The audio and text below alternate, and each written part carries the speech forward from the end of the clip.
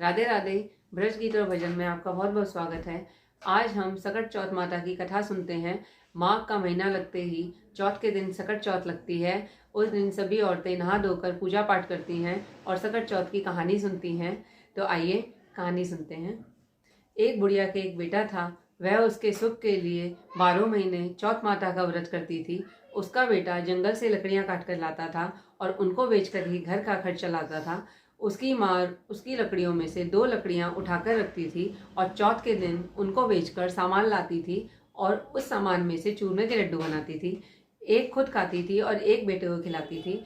एक दिन उसकी पड़ोसिन उसके बेटे से चुगली करते हुए बोली कि तू तो रोज कमा कमा कर थक जाता है और तेरी माँ पीछे से चूरमे के लड्डू बनाकर खाती है। तो वह पड़ोसिन से बोला कि नहीं, मेरी माँ ऐसी नहीं है। तो पड़ोसिन बोली कि अगर तुझे विश्वास नहीं आता तो जाकर देख ले, आज भी तेरे घर में चूरमा बना है। तो बेटा अपनी माँ से बोला कि मैं तो इतनी मेहनत करके लकड़ी लाता हूँ और तू मेरे पीछे से चूरमे के लड्डू खाती है। मैं तो घर छोड़कर जा रहा हूँ, वरना तू चौथ माता को छोड़ दे। तो माँ बोली, बेटा ये सब तो मैं तेरी ही सुख के लिए करती हूँ, मैं चौथ माता नहीं छोड़ूंगी। तो बेटा जिद करते हुए बोला कि अगर तू चौथ माता नहीं छोड़ेगी तो मैं घर छोड़कर जाता हूँ। तो माँ ने कहा, ठीक है बेटा, तेरी इच्छा, लेकिन ये तिलकुट ले जा और जहाँ तुझ पर संकट पड़े वहाँ ये तिलकुट बिखेर कर बैठ जाना और कहना कि हे चौथ माता, मेरी माँ अगर मेरे नाम के व्रत करती है तो मुझे संकट से बचाओ। वह तिलकुट लेकर घर से निकल गया। थोड़ी दूर जाने पर नदी आई तो वह तिलकुट बिखेर कर बैठ गया और नदी से बोला कि हे नदी, मुझे रास्ता दो। इतने कहने पर उसको रास्ता मिल गया। थोड़ी दूर आगे जाने पर उसे शेर मिला। वह फिर से तिलकुट बिखेर कर बैठ गया और शेर पीछे हट गया। फिर से वह थोड़ा आगे चला तो उसे सांप मिला और फिर उसने वही किया कि तिलकुट बिखेर कर बैठ गया और सांप उसके रास्ते से हट गया।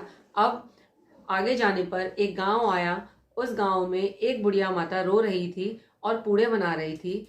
उस लड़के ने उस बुढ़िया से पूछा कि हे माँ, आप क्यों रो रही हो? तो उसने कहा कि मेरा बेटा आज बलि चढ़ेगा इसलिए रो रही हूँ और पूड़े इसलिए बना रही हूँ ताकि वह इन्हें खाकर चला जाए।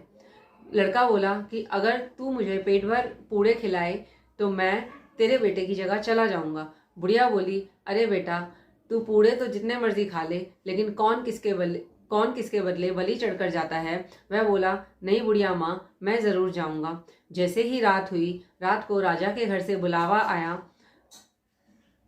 बुढ़िया ने धीरे से उस लड़के को उठाया और वह तुरंत चलने को तैयार हो गया। बुढ़िया ने उसे उठाया और तुरंत वह चलने को तैयार हो गया। वहां पर वह तिलकुट बिखेर कर बैठ गया और नौकरों ने सारा आवा चिन दिया और उस आवे में आग लगा दी। जैसे ही वह आवा बंद हुआ, वह सकट माता से बोला कि अगर मेरी माँ मेरे नाम के व्रत करती है तो मुझे इस संकट से बचाओ। इतने में ही आवा पककर तैयार हो गया।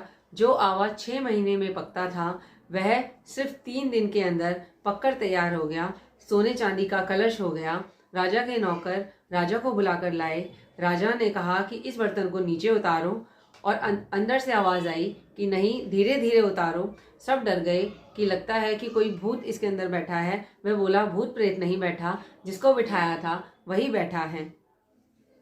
तब सबने देखा कि वह लड़का तो चौक पूर कर बैठा है। राजा ने पूछा, तू आग से जिंदा कैसे बच गया? वह बोला, मेरी माँ चौथ माता के व्रत करती है और उसी के व्रत के प्रभाव से ही मैं आज बच पाया हूँ।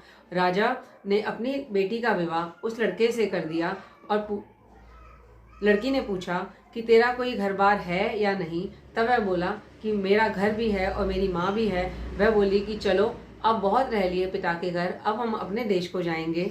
राजा ने बहुत सा धन देकर अपने बेटी और जमाई को विदा किया। बुढ़िया जंगल से लकड़ी चुन चुन कर लाती थी और उनको बेचकर अपनी रोटी का गुजारा करती थी। एक दिन पड़ोसन बोली कि तेरे बेटा बहू आए हैं और बहुत धन भी लाए हैं। तो बुढ़िया बोली कि मेरे बेटे को बहकाकर तो तूने घर से निकाल दिया, अब मेरे बेटा बहू कहाँ से आएंगे?